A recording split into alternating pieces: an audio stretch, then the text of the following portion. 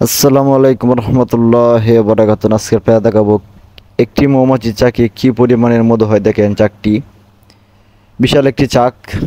এই চাকে আপনারা অল্প কিছুক্ষণের ভিতরে দেখতে পারবেন কি পরিমাণের মধু হয়। চাকটি দেখেন, হালকা পরিমাণ ধোঁয়া দেওয়ার পরেই মাছিগুলা কীভাবে চলে যাওয়ার পরে আপনারা কীভাবে চাকটি কাটতে পারবেন দেখেন।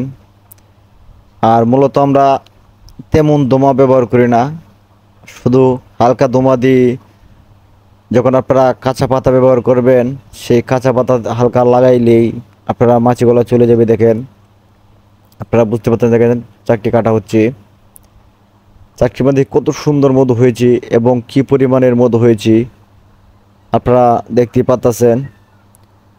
তে চাকটি থেকে মধুগুলা কাটার সময় অবশ্যই আপনারা সুন্দর করে চাকটি কাটবেন, ফুলেনগুলা সুন্দর করে সরাবেন, তাহলে মধুগুলা নষ্ট হবে না। দেখেন এটি কাগজ দিয়ে কাটা হচ্ছে একেবারেই, কারণ চাকটি অনেক উপরে। দেখেন চাকটি কাটা হয়ে গেছে অলরেডি। আসলে কাগজ দিয়ে চাকগুলা কাটলে কিছু মধু নষ্ট হয়, কিন্তু কিছু করার নাই। উপরে যেহেতু চাকটি, সেহেতু কাগজ দিয়ে কাটতে হবে। ভিডিওটি ভালো লাগলে অবশ্যই চ্যানেলটি সাবস্ক্রাইব